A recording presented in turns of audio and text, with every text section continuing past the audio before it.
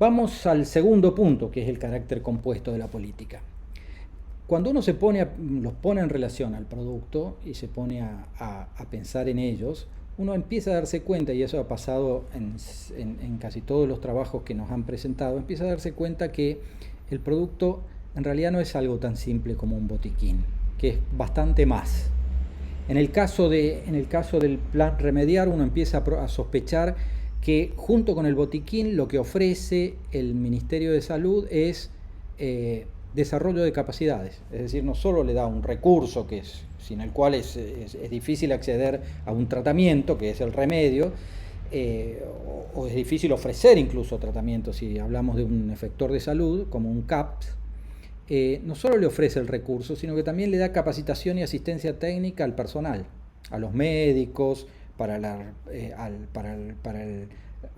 recetar de manera responsable los remedios en el marco de tratamientos que estén diagnosticados, planificados y con cierta garantía de continuidad.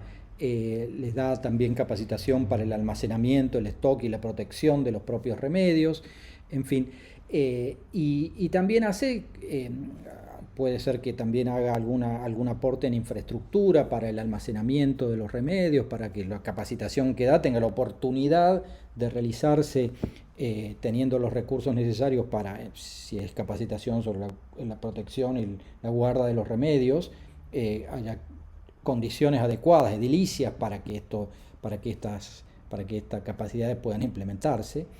En fin, empiezo a tener yo que los productos, lejos de ser un único bien que yo distribuyo, son productos compuestos por distintas cosas, y el servicio que ellos brindan es el resultado no de cada una de ellas sueltas, sino de la integración de estos productos en un servicio en general, ¿no?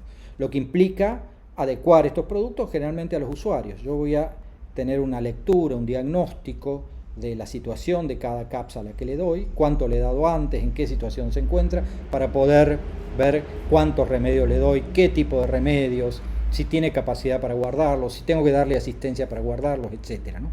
Entonces ya el producto no es la entrega de botiquines, sino la asistencia a los centros de atención primaria de la salud para que puedan prestar un mejor servicio para eso, ¿no? Voy a otro ejemplo para que sea más claro esto, creo que lo trabajamos la otra vez, para ver cómo estos productos se empiezan a hacer cada vez más complejos y compuestos a lo largo del tiempo y a lo largo de un proceso de aprendizaje, que es a la vez un proceso de diseño del producto a través de las trayectorias que recorren las políticas en el tiempo. El ejemplo que pongo yo es el control del embarazo, ¿no? El control del embarazo, la atención de la embarazada es una de las políticas más antiguas en los sistemas de salud, casi una de las que les da nacimiento como políticas sanitarias, ¿no? Dirigidas a toda la población. Una de las primeras preocupaciones fue la mortalidad infantil, y uno de los primeros dispositivos que se crean y que acompañan a la expansión del sistema de salud es el cuidado de las embarazadas, es la atención de las embarazadas por parte del sistema médico. Esta atención antes se hacía a través de nodrizas, ¿no? O parteras, que son las que asistían a la madre y eran vecinas o eran mujeres pares de las que estaban embarazadas y pariendo. En un momento, a principios del siglo pasado en Argentina, el sistema médico comienza a controlar el cuidado de las embarazadas y a expulsar de esa zona a personas idóneas y formadas en otra cultura del cuidado, como eran las nodrizas. El Ministerio de Salud asume entonces en este marco la producción del control del embarazo, ¿no?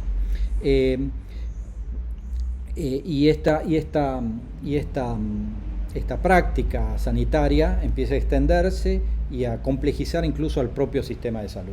Es claro, lo que tenía que hacer la política sanitaria era empezar a desarrollar y apoyar a los centros de atención que tenían que estar tan distribuidos y tan cerca de las mujeres como lo estaban las nodrizas. Entonces empieza a diversificar la red de hospitales y la red de centros de cuidado de las madres, y empieza a buscar, a plantearse como gran desafío captar a las madres desde el momento en que se embarazan para atenderla a lo largo de su proceso de gestación hasta el momento de dar a luz, para evitar uno de los momentos en donde más mortalidad infantil y materna se producían. Esto implicaba generar en las mujeres jóvenes en las que se embarazaban un conjunto de prácticas de cuidado que después incluso tenían que acompañar la crianza. Algunos dicen, hay hermosas tesis escritas sobre la tesis de la idea de que en este periodo es cuando se inventa la madre así como la conocemos hoy, ¿no? Fundamentalmente una madre cuidadora, preocupada del niño, que ve hasta en los detalles cómo está creciendo en su vientre y cómo crece después de que nace, ¿no? El control del embarazo entonces es un producto que surge en ese contexto y no lo entendemos fuera de ese contexto, ¿no? Con la generalización y universalización que hay hoy, ¿no? ¿Cómo se medía el control del embarazo? Bueno, por controles. Había mujeres que realizaban más o menos controles, más o menos temprano, y uno podía ver el desarrollo de un sistema de salud materno-infantil por la cantidad, un buen indicador era la cantidad de controles que realizaban las mujeres. Ahora, pronto empezó a verse que el producto así definido era insuficiente, en realidad no bastaba con ir a un control aleatoriamente, ¿no? Sino que lo que había que tener era, en realidad, al menos 5 controles, y después se llegó hasta el 6º control para ahí. Solamente si hay estos 6 controles, fue variando, digamos, primero 4, después 6, y que el primero sea antes de creo que la 14 semanas de gestación, solo en ese caso voy a decir que tengo un embarazo controlado o una embarazada asistida, ¿sí? Digamos. O sea, ya no me sirve medir por control, sino que es una composición de controles, es un compuesto de controles que solo en su integralidad me garantizan de que ese embarazo tiene el seguimiento que se espera que tenga, ¿no? Hoy en día es así. Pero más todavía, este producto se fue complejizando más todavía, y además de los controles se le fueron añadiendo un conjunto de servicios, ¿no?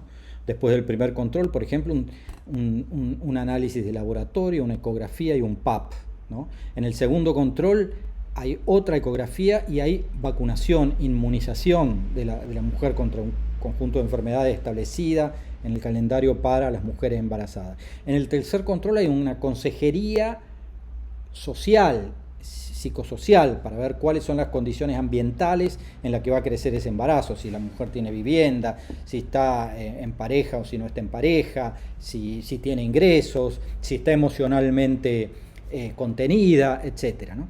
El cuarto control, por ejemplo, tiene que ir ya con una derivación de la madre, este control que se hace en el CAPS, una derivación de la madre a la maternidad de referencia. Incluso hoy en día eso está vinculado a lo que se llama el parto seguro, el parto cuidado, o el parto respetado, que es que esas maternidades tienen que tener garantía de parto respetado para la mujer, que ella sepa los derechos que tiene y las obligaciones que tiene la maternidad para con eso. Después el quinto control, hay un laboratorio, otro análisis de laboratorio, un taller preparto, y después del sexto control, que ya es en el hospital, o después del hospital hay una pesquisa neonatal que se llama, para ver las condiciones que tiene el niño y la madre, y hay una derivación nuevamente al centro de referencia. Fíjense cómo se ha complejizado el producto, cómo ha evolucionado su diseño desde comienzo del siglo pasado, cuando de lo que se trataba era de capturar a las mujeres y hacerles algún control o 2 o 3 controles para que sea, a este producto de la complejidad a la que tiene y que se pone de manifiesto en la descripción que acabo de hacer, y que se refleja también en este gráfico. Fíjense, este es un gráfico que tienen los manuales del Ministerio de Salud para definir el control materno y orientar la práctica de los centros de atención primaria de la salud, ¿no? Desde una consulta preconcepcional hacia una alta conjunta, con un conjunto de pasos y de componentes y de dimensiones que incluso va a seguir evolucionando. Si ustedes, no sé si recuerdan, había un programa hacia fines del 2015 que después terminó con una fuerte discusión en los medios, que era el programa Cunita. Ese programa Cunita que daba un conjunto de un producto que también, que era una cunita, unos sonajeros, libros para los chicos, etcétera.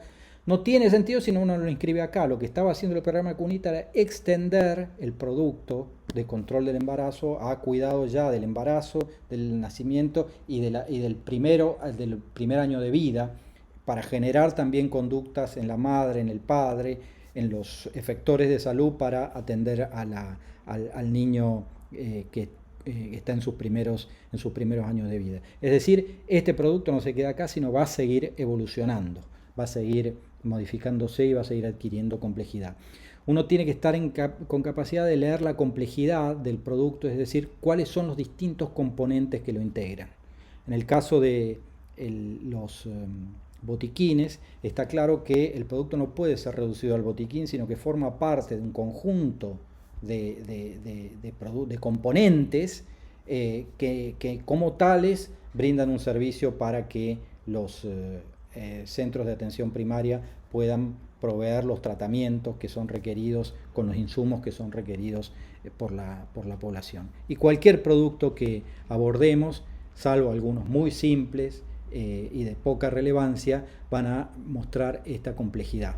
Incluso muchos de los productos que nosotros analizamos como tales, en realidad, cuando los exploramos más, nos damos cuenta que son parte de un producto mayor, a veces una parte sustancial, ¿no?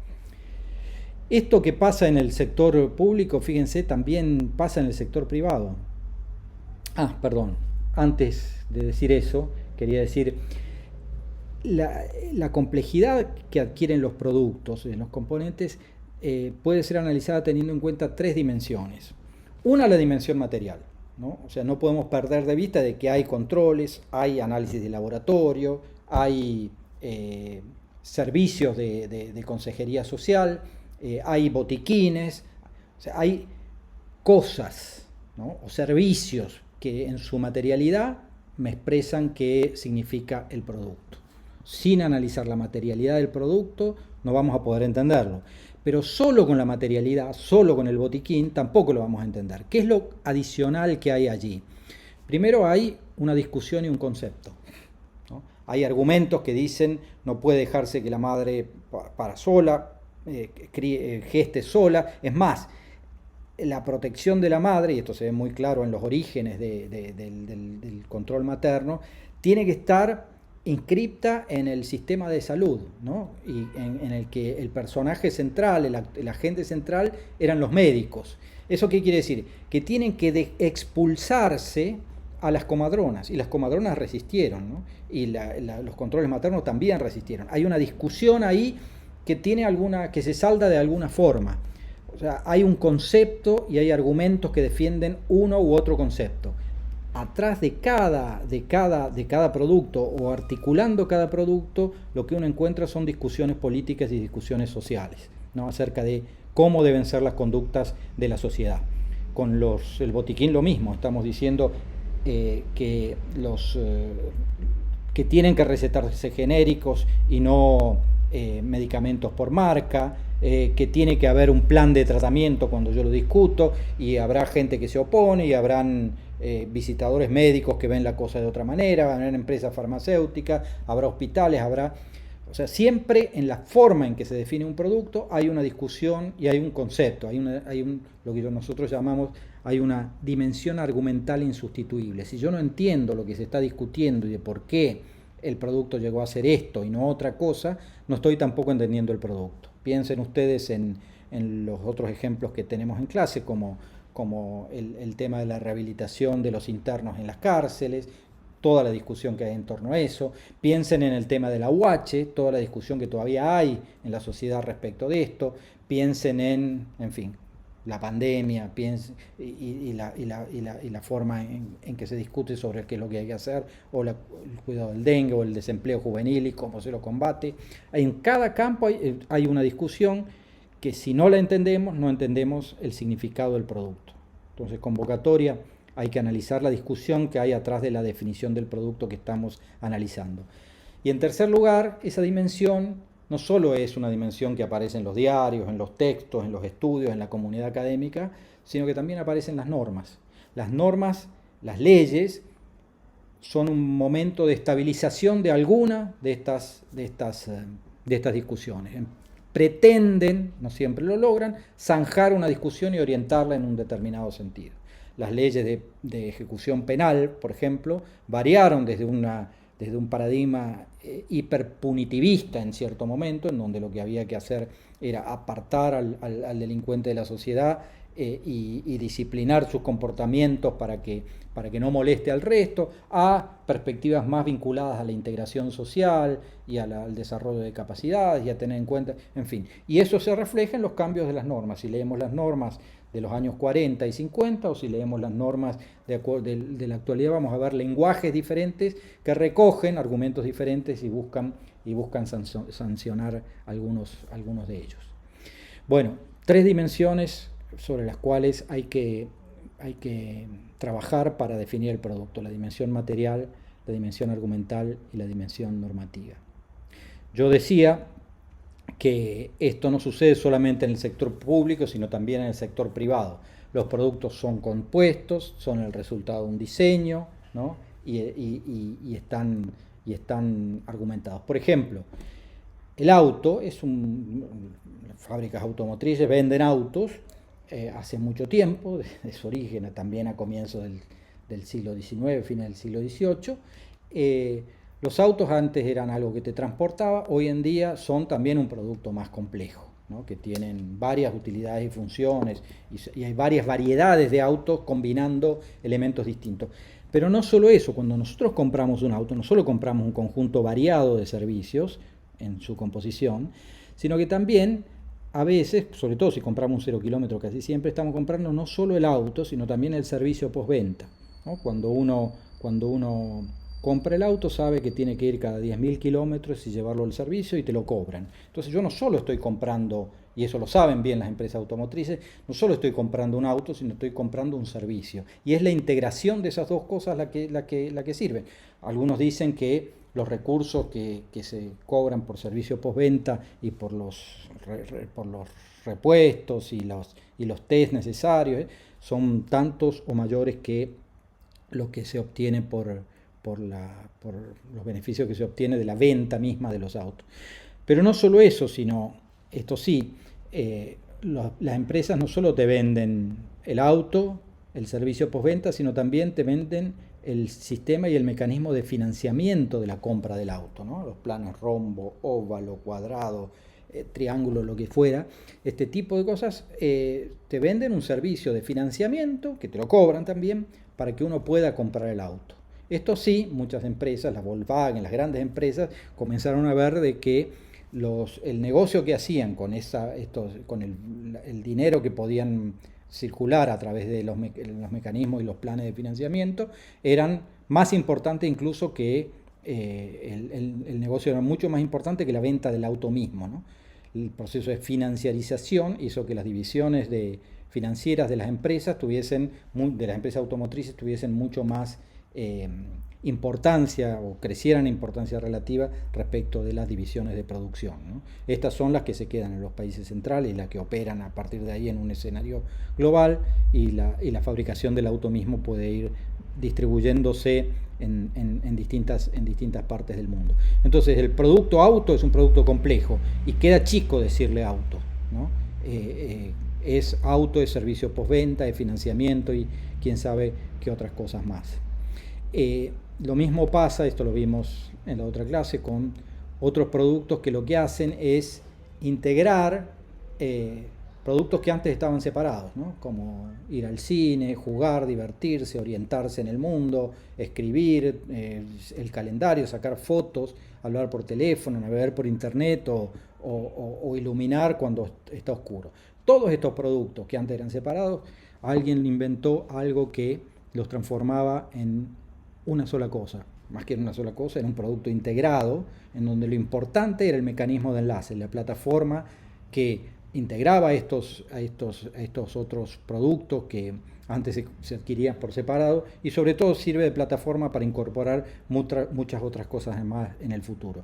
Y así como al producto auto lo seguimos llamando auto, aunque es mucho más que eso, al producto celular lo llamamos teléfono todavía, aunque el teléfono es uno de los servicios menos importantes que hoy estos aparatos brindan. Bueno, de la misma manera no podemos seguir llamando botiquín al producto de la política de remedios del Ministerio de Salud, o no podemos seguir llamando subsidio o transferencia o asignación a la política de AWACH, porque en todo caso esa transferencia es parte de un conjunto bastante más complejo de componentes que son los que tenemos que buscar definir e indagar.